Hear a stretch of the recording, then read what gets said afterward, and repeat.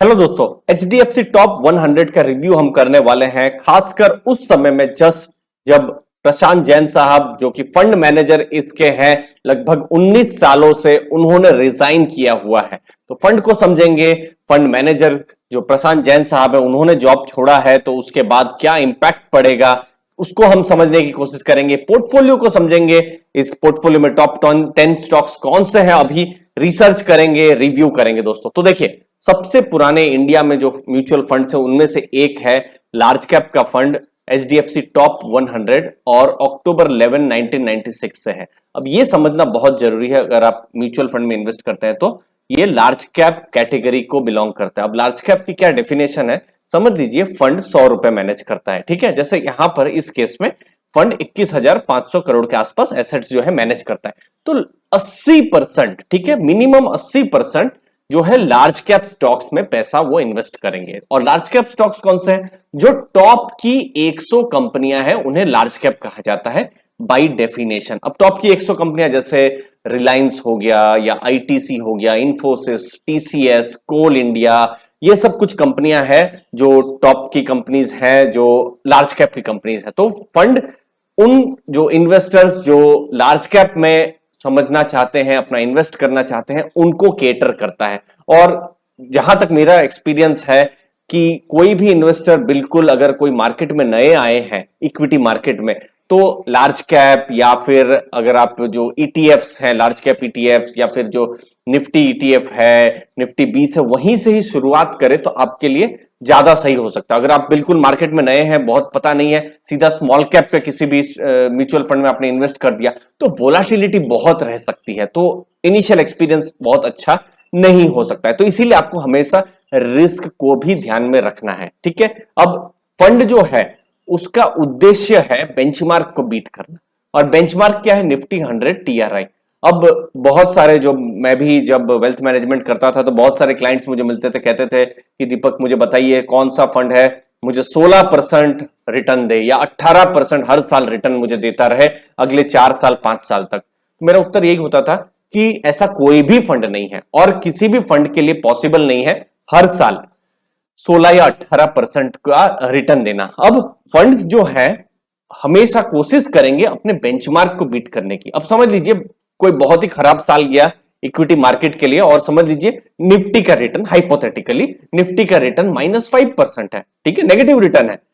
लेकिन उस समय में भी अगर फंड ने समझ लीजिए 0% रिटर्न भी दिया है, मतलब कुछ कमाया भी नहीं, कुछ खोया भी नहीं, तो भी उस फंड ने बहुत अच्छा किया है, ये आपको समझना है दोस्तों। और कोई बहुत अच्छा साल हो सकता है, जैसे 2021 बहुत अच्छा साल था, लेकिन उसमें समझ लीजिए कोई फंड ने 20% रिटर्न दे दिया, लेकिन निफ्टी का रिटर्न 26% है फॉर एग्जांपल, तो भी उस फंड ने खराब किया है। तो ये भी आपको समझना है, बेंचमार्क के भी रिटर्न्स के साथ ही किसी भी फंड को कंपेयर करना है, और सिर्फ लार्ज कैप की नहीं, ये मैं मिड कैप, स्मॉल कैप सबकी बात कर रहा हूं दोस्तों। तो अब फंड की तरफ हम लोग आते हैं, तो रेगुलर प्लान है 1.82%, ये आपका खर्चा है, टोटल एक्सपेंस रेशियो जिसे कहा जाता है, और डायरेक्ट प्लान का 1.2%। डायरेक्ट प्लान में आप खुद इन्वेस्ट करते हैं, आप किसी भी डिस्ट्रीब्यूटर की हेल्प नहीं लेते हैं, ठीक है। तो ये हमने मोटा मोटी समझा फंड के बारे में, कुछ स्कीम्स के बारे में। अब यहां पर इस फंड में जुलाई एंड में मिस्टर प्रशांत जैन, जो कि एक तरीके से पोस्टर बॉय माने जाते हैं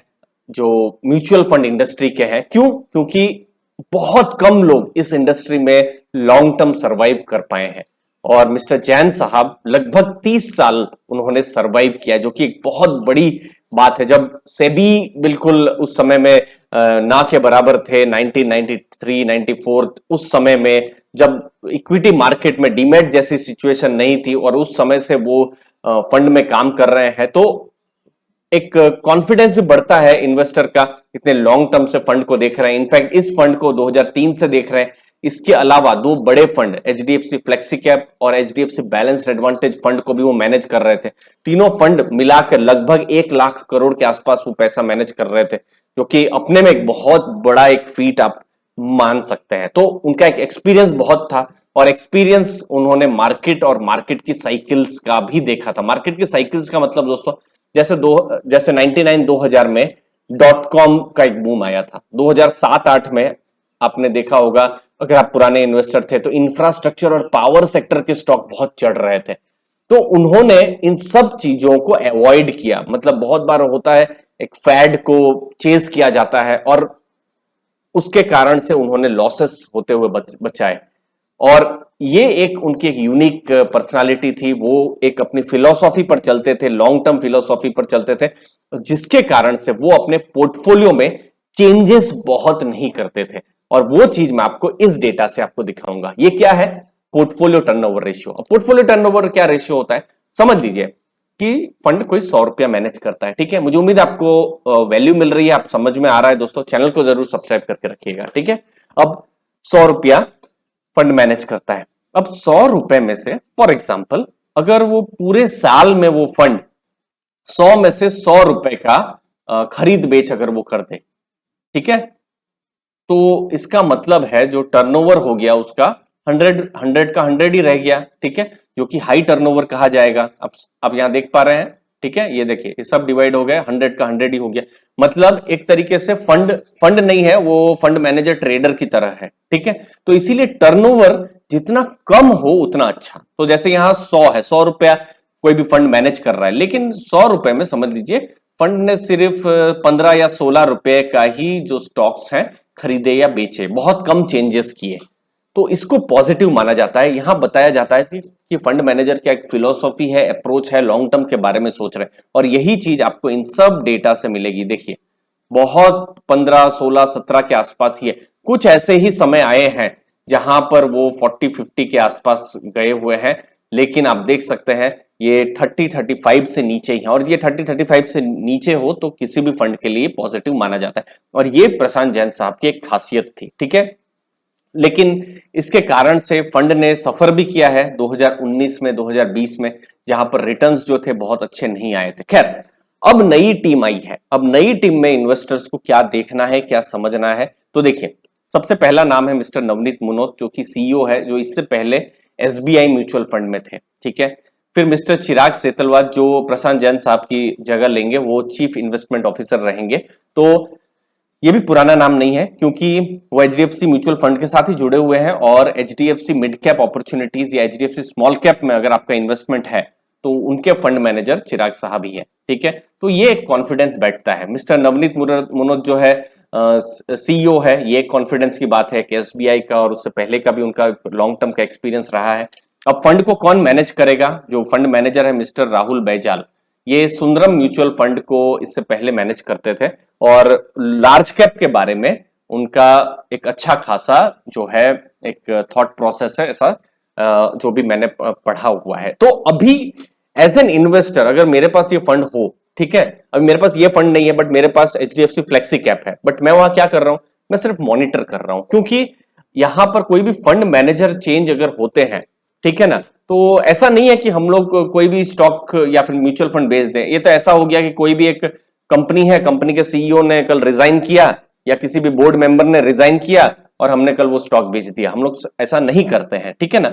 और चूंकि एचडीएफसी अपने में बड़ा नाम है, जो पेरेंट ग्रुप है वो अपने में स्ट्रांग है, एचडीएफसी म्यूचुअल फंड बहुत ही पुराना नाम है, फिर एक्सपीरियंस नाम भी यहां पर है, ठीक है ना। तो वो एक कॉन्फिडेंस जरूर है, लेकिन मॉनिटरिंग करना जरूरी है। और मॉनिटरिंग का मतलब ये नहीं है कि हमको हर दिन मॉनिटरिंग करनी है, ठीक है, ट्रेडर्स की तरह। आप यहां पर मॉनिटरिंग करनी है तो हर 3 महीने 6 महीनों में करते रहिए, क्योंकि नए फंड मैनेजर भी अपनी थोड़ी छाप जो है इन्वेस्टमेंट फिलोसॉफी वो लाने की कोशिश करेंगे। और कोई भी नई चीज आती है तो मैं उसको बहुत नेगेटिवली नहीं लेता हूं, क्योंकि नई चीज है, कुछ फ्रेश आइडियाज आए हैं तो हो सकता है कुछ अच्छा भी हो। लेकिन अगर चीजें खराब होनी शुरू हो जाती है, मे बी उसको वो अभी से हमको वो सिग्नल नहीं मिलेंगे, वो 6 महीना 1 साल के बाद ही हमको मिलेंगे, तब फिर फाइनल डिसीजन जो भी है इन्वेस्टर्स ले सकते हैं, ठीक है ना। तो ये एक चीज है, जैसे अगर मैं इन्वेस्टर हूं तो फिलहाल मैं वेट एंड वॉच रखूंगा। बट आप अपना क्या थॉट प्रोसेस है जरूर मुझे बताइएगा, और अपने जो इन्वेस्टमेंट एडवाइजर हैं उनकी सलाह जरूर लीजिएगा कोई भी एक्शन लेने से पहले, ठीक है। तो इनको आपको बिल्कुल समझना है। अभी आप देखेंगे फंड की एनएवी 772 है ग्रोथ और डायरेक्ट प्लान में, और ग्रोथ प्लान में 726 है, जो कि कम है। क्यों कम है? क्योंकि यहां पर थोड़ा खर्चा आपको देना पड़ता है जो भी डिस्ट्रीब्यूटर है उनको, तो ये आपको समझना है। अब ये बहुत इंपॉर्टेंट है, पोर्टफोलियो। प्रशांत जैन साहब का जो पोर्टफोलियो है शायद हम आखिरी बार देख पा रहे हैं क्योंकि अब नए फंड मैनेजर जो है वो अपने चेंजेस जो है वो लाएंगे। तो देखिए, सबसे पहले रिलायंस इंडस्ट्रीज जो है सबसे ऊपर 8.29% का उन्होंने एक तरीके से टोटल एसेट्स वो मैनेज कर रहे हैं। फिर ICICI bank, HDFC bank, ICICI bank में थोड़ा सा उन्होंने प्रॉफिट बुकिंग किया हुआ है, ठीक है। फिर इंफोसिस है, एचडीएफसी लिमिटेड है, कोल इंडिया है, फिर एसबीआई थोड़ा सा ट्रिम किया है, एसबीआई को भी उन्होंने, अब डाउन का मतलब ये नहीं है कि उन्होंने बेच दिया है, पोर्टफोलियो में है, बहुत अभी भी है, लेकिन थोड़ा सा उन्होंने बेच दिया है, प्रॉफिट बुकिंग या फिर लॉस बुकिंग जो भी है उन्होंने किया हो।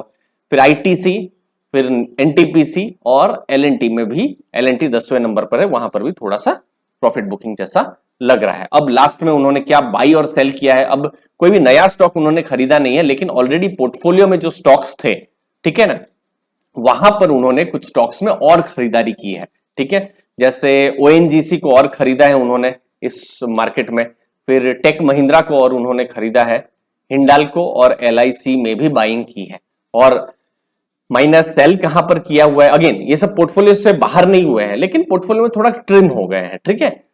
फिर सीमेंस को, पावर फाइनेंस को और आरईसी में थोड़ा सा उन्होंने सेल किया हुआ है। तो ये ओवरऑल एक पोर्टफोलियो देख सकते हैं, बट हमको अगले 3-6 महीनों में जो नए फंड मैनेजर है उनकी इन्वेस्टमेंट फिलोसॉफी के बारे में पता चलेगा, उनकी छाप के बारे में भी पता चलेगा कि वो किस हिसाब से वो फंड जा रहा है। क्योंकि बहुत बार ऐसा होता है कि कोई नए फंड मैनेजर आते हैं, ठीक है ना, तो तीनों चीजें हो सकती है, या तो फंड जैसा चल रहा है उस वैसा ही चलता रहे, या उससे थोड़ा ठीक ठाक हो, या फिर फंड का परफॉर्मेंस अचानक से बढ़ जाए, या फिर और खराब हो जाए। लेकिन ये 1-2 महीने 3 महीनों में जान पाना बहुत मुश्किल है। 6 महीना 1 साल से ऊपर का समय आपको देख देना ही पड़ेगा अगर आपको किसी भी म्यूचुअल फंड की एनालिसिस करनी है। बाकी लॉन्ग टर्म में अगर आप इस फंड को देखें तो 96 से ये फंड है, 18.76% रिटर्न है, मतलब 10,000 का उन्होंने 8 लाख से ऊपर का रिटर्न दिया हुआ है। और सिमिलरली अगर आप बीएससी में अगर आपने सिंपल इन्वेस्ट किया होता तो 10,000 का 2.64 लाख का रिटर्न बीएससी ने दिया है, तो बीएससी को उन्होंने बीट किया हुआ है। लेकिन प्रशांत जैन साहब की जो फिलॉसफी है पिछले 3 साल 5 साल में बहुत काम नहीं की है। आप देख सकते हैं स्कीम का रिटर्न पिछले 3 साल में, मई 31 तक का डेटा है, तो 9.41% है, और बेंचमार्क के रिटर्न आप देखिए 13% से ऊपर है, मतलब फंड ने बहुत परफॉर्म अच्छा नहीं किया हुआ है। 5 साल में देखिए 9.96, मतलब 10% का रिटर्न है, और वहीं पर बेंचमार्क के जो रिटर्न्स है 12.5% और 13% से 13.5% से ऊपर है, ठीक है ना।